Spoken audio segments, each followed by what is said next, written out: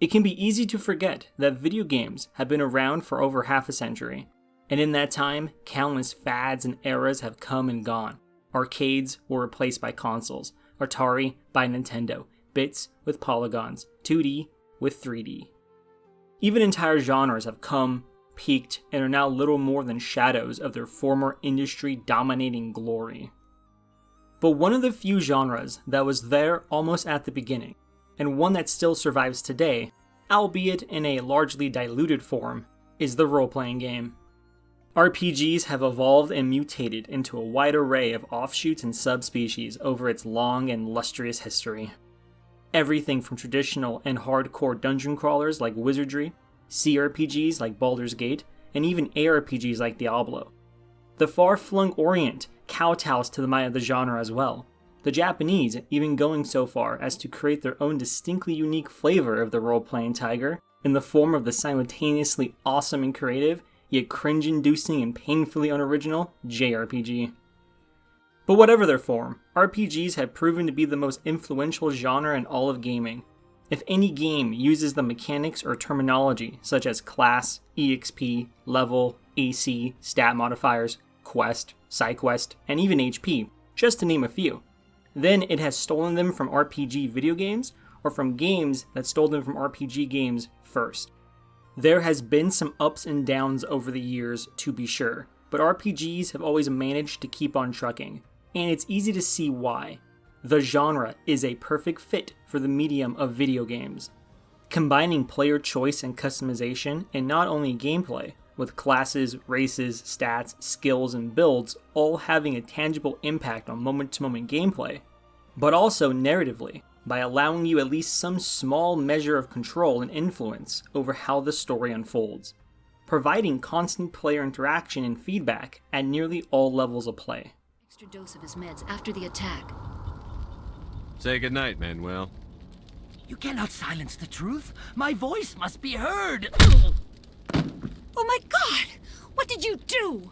That might have been a little extreme, Commander. Some of what I just said rarely or flat out doesn't apply to JRPGs at all.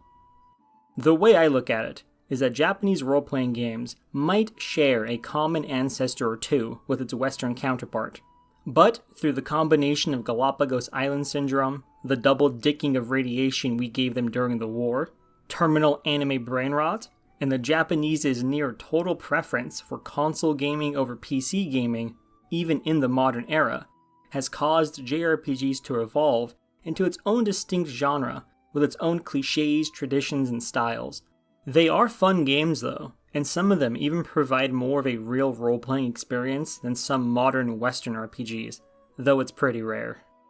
Role-playing games by their very nature are immersive, addicting, and awash with replayability. They are everything every gamer has craved since Pong first lit up living rooms back in the 70s. Many consoles have come and gone, but the RPG has stood the test of time, with the genre claiming many of the best game slots for nearly every system that was ever made. But while RPGs might be the most important and influential genre in the history of video games, they only get some of the credit. See, it is fitting that in recent years, many other video game genres have come and stolen mechanics and terminology from RPGs while offering a lesser or non-existent role-playing experience in return. Because the earliest video game RPGs stole their mechanics and terminology from the world of tabletop, while also being a more shallower role-playing experience than the game they were largely stealing from, a little obscure game by the name of Dungeons and Dragons.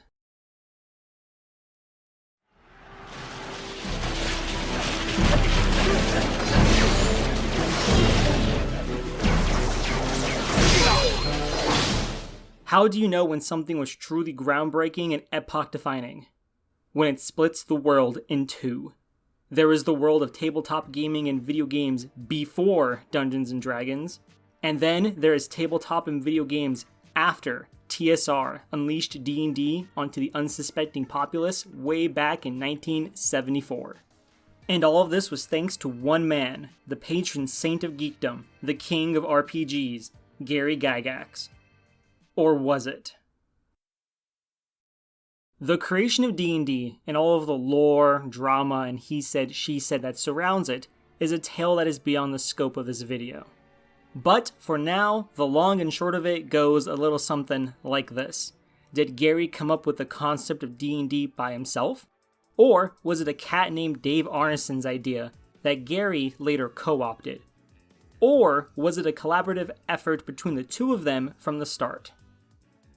Regardless of which story you find most believable about the creation of Dungeons & Dragons, and of just how big of a role Gygax played in it, there can be little or no dispute that he had the most profound and longest lasting impact on D&D's early rules and design.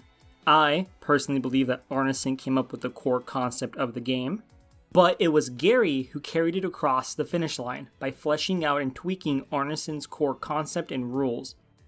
By the time Advanced Dungeons & Dragons, or AD&D, comes out in the late 70s and early 80s, it was mainly all Garry. Hallowed be his name. But I digress. Pretty much everything games like Assassin's Creed and Horizon Zero Dawn have stolen from video game RPGs in the modern day was already stolen from tabletop and D&D. And when I say everything, I mean everything. Experience, stats, levels, skills, modifiers, AC, +1 gear, the option to name your butt-fucking character, the very idea of the adventuring party, even the term class as it is used in its video game definition, but also the classical class archetypes themselves, like fighter, cleric, ranger, wizard, were largely solidified both mechanically and aesthetically in the opening pages of Men and Magic. The earliest role-playing games were in many cases almost one-to-one translations of original D&D and advanced D&D, not only in terms of overall design philosophy, with dungeon crawls, towns, shops, spells, NPCs, side quests, aesthetically, with high fantasy dork shit everywhere, plenty of elves, dragons, knights, magic portals, but also in terms of underlying rules and math. For example, in CRPGs, even the non-D&D licensed ones, you can usually hover over the info window when taking damage or making an attack and see the dice roll and math behind it. And, odds are, it looks a whole lot like how AD&D calculated it back in the day, or how modern D&D does it now. The game just handles all of the rule checks, dice rolls, and math behind the scenes. The relationship between video and tabletop RPGs runs so deep that in the opening pages to the second edition of Sword World, when trying to convey to inexperienced players what the experience of playing a tabletop RPG is like, and also the role the DM provides, it feels the best way to explain itself to novices is by comparing itself to a video game. Quote, "The game begins with the game master, the facilitator, the referee, telling the players about the story and the situation they are in. With him, players can react, decide what to do, and progress in the game. In other words, the GM acts as a substitute for a computer in video games. In tabletop RPGs, the GM is free to create scenarios. Because of him, the number of stories is endless. And, unlike in inflexible computers, tabletop RPGs allow GM and player exchanges to solve matters in different ways." End quote. Now, anyone who has ever been in a D&D group knows the feeling of really wanting to continue playing, but can't, because the rest of the group is busy with other stuff, like spending time with their girlfriends, or working to pay rent, or doing some other useless bullshit like sleeping. So, RPG video games were made to help ameliorate this. If I can't play D&D by myself, then I'll be the player and I'll make the PC the dungeon master. That's all this is when you get right down to it. Role-playing video games are trying to recreate every facet of the D&D experience. From character creation, combat, NPCs, towns, to literally simulating having an adventuring party with you. This little fact has seemingly been forgotten by most video game developers, who are more concerned with making lowest common denominator slop, adding meaningless EXP bars to everything in order to market their pretty but shallow subpar action game as a role-playing game. just because a game has EXP bars and gear doesn't make it a fucking role-playing game. The word RPG is slowly becoming marketing speak for a shallow open-world action game that wants to sell itself as anything but. And the fact that this marketing ploy works only proves that the public want an interest to escape into another world through role-playing is just as, if not more potent now, than it was back when Garry and TSR first set the world on fire in '74.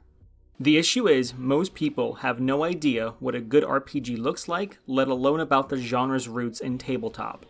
And it's maddening. Like, how the hell has D&D been going through a resurgence of popularity for the past half decade or more, and the majority of people, honest to God, still think Horizon Zero Fun is a goddamn role-playing game? For the love of Christ, people, get fucking taste and crack open a D&D rulebook. Any edition will do. I personally recommend AD&D or OD&D, but even the vapid and poorly made 5th edition will do just fine. What's that? You don't like fantasy? Then play Cyberpunk 2020, or Shadowrun, or World of Darkness, or Traveler. No more excuses, bitches. If you are a self-described fan of RPG video games, but have never delved a dungeon with your bros, looking for epic loot and hot drow babes, then that is a mistake you need to fix. Pronto. So the next time you see an EXP bar in Call of Duty, or gain a level in Forza, or name your character something stupid and retarded in Dark Souls, or complete one of the hundreds of handcrafted dungeons made by Todd It Just Works Howard, or the next time you get hyped for another big budget AAA RPG filled with broken promises and zero role-playing, you can remember where all this bullshit started. You can remember the unrepayable debt that we all owe to both Garry and D&D.